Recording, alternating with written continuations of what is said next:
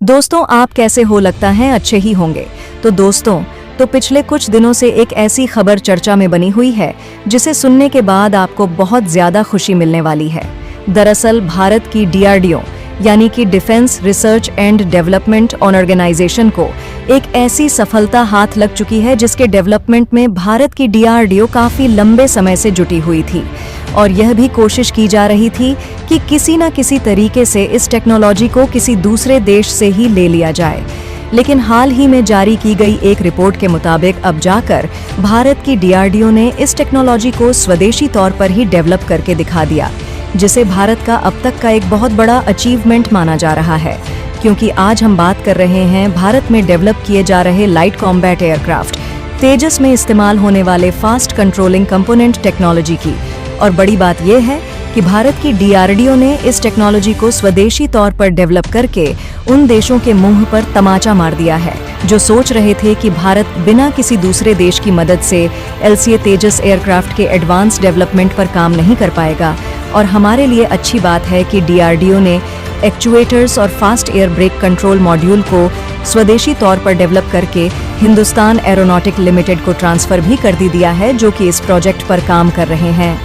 पूरी अपडेट क्या है इस वीडियो में समझते हैं, लेकिन आगे बढ़ने से पहले भारत डिफेंस के मामले में सेल्फ डिपेंडेंट होता जा रहा है। उसके लिए वीडियो को एक लाइक करके चैनल को सब्सक्राइब जरूर कर लीजिए, क्योंकि यह आपके लिए 1 सेकंड का काम है, लेकिन इससे हमारी काफी बड़ी मदद होती है। असल में दोस्तों, देखा जाए तो पिछले कुछ दिनों में भारत की DRDO यानी कि Defence Research and Development Organisation ने एक ऐसा माइलस्टोन अचीव कर लिया है दोस्तों, जिसकी चर्चा भारत में ही नहीं बल्कि दूसरे देशों में भी बनी हुई है। क्योंकि इंडियन डिफेंस की तरफ से जारी की गई लेटेस्ट रिपोर्ट के अनुसार भारत की DRDO ने लीडिंग एज एक्चुएटर्स और fast air brake control module को स्वदेशी तौर पर डेवलप करके इसका पहला बैच भारत की हिंदुस्तान एरोनॉटिक लिमिटेड को दे दिया है, जिसका इस्तेमाल हिंदुस्तान एरोनॉट लिमिटेड के द्वारा बनाए जा रहे एडवांस लाइट कॉम्बैट MKA तेजस एयरक्राफ्ट में किया जाना है। जहां इस टेक्नोलॉजी में भी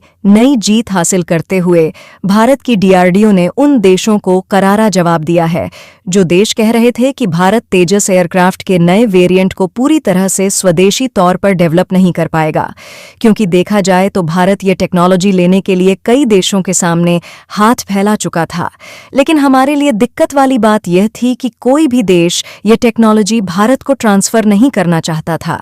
लेकिन अब यही दिक्कत भारत के लिए नए अवसर में बदल चुकी है, क्योंकि भारत ने वही टेक्नोलॉजी डेवलप करके इन देशों को दिखा दिया है। यानी कि भारत के वैज्ञानिक यदि किसी भी डेवलपमेंट में हाथ धोकर जुट जाए तो उस मामले में भारत को सफलता न मिले, ऐसा नहीं हो। फिलहाल भारत की DRDO ने जो टेक्नोलॉजी डेवलप करके भारत की aircraft manufacturer company Hindustan aeronaut limited को ट्रांसफर किया है, उसकी बात की जाए तो इस टेक्नोलॉजी को लीडिंग एज एक्चुएटर्स कहा जाता है, जो कि एक ऐसी एज कटिंग टेक्नोलॉजी है जिससे किसी भी एयरक्राफ्ट को हाई स्पीड में भी आसानी से कंट्रोल किया जाता है। जहां लीडिंग एज एक्चुएटर्स एयरक्राफ्ट के पंखों पर उच्च लिफ्ट उपकरणों को तैनात करने में काफी ज्यादा महत्वपूर्ण होता है, जिसका इस्तेमाल एयरक्राफ्ट में लगे हुए स्लेट्स में किया जाता है, जो कि किसी भी एयरक्राफ्ट की लैंडिंग और टेक ऑफ के दौरान ऊपर नीचे होते हैं, जिससे उनकी लैंडिंग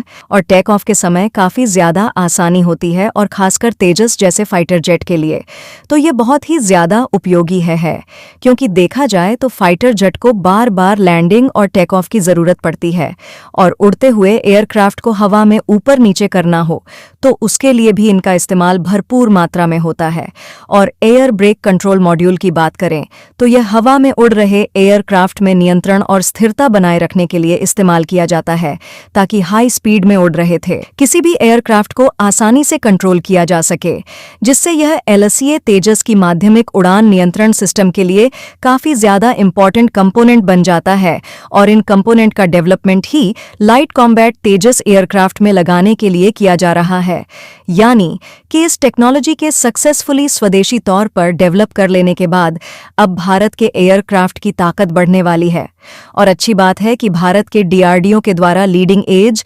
एक्चुएटर्स और एयर ब्रेक कंट्रोल मॉड्यूल्स की टेक्नोलॉजी हिंदुस्तान एरोनॉटिक लिमिटेड को ट्रांसफर करने के बाद इसका प्रोडक्शन भी शुरू हो गया, जिसमें भारत हिंदुस्तान एरोनॉटिक लिमिटेड इसकी मैन्युफैक्चरिंग वर्तमान में लखनऊ में HIL के एक्सेसरीज डिवीजन में कर रही है, जो भारत की एयर ब्रेक कंट्रोल मॉड्यूल यही दो टेक्नोलॉजी हैं जिसे भारत की वेदर कंडीशन के हिसाब से डीआरडीओ ने हाल ही में स्वदेशी तौर पर डेवलप करके नया माइलस्टोन हासिल किया है, जिसकी चर्चा भारत ही नहीं बल्कि भारत के अलावा दूसरे देशों में भी हो रही है, क्योंकि भारत ने इसे ऐसे डिजाइन और डेवलप किया है कि इस टेक्नोलॉजी को तेजस एयरक्राफ्ट में लगाने के बाद उनका इस्तेमाल हर तरीके के वेदर कंडीशन में किया जा सकता है। क्योंकि देखा जाए तो चीन के बॉर्डर की तरफ पहाड़ वाले इलाके हैं जहां पर ज्यादातर मौसम बदलते रहते हैं, जबकि पाकिस्तान के बॉर्डर पर रेगिस्तान वाले इलाके पाए जाते हैं जहां भारत को इस टेक्नोलॉजी पर इस तरीके से काम करना था ताकि इनका इस्तेमाल हर तरीके की वेदर कंडीशन में किया जा सके। वैसे देखा जाए तो भारत ने इस टेक्नोलॉजी पर काम करने से पहले कई देशों के सामने हाथ फैलाया,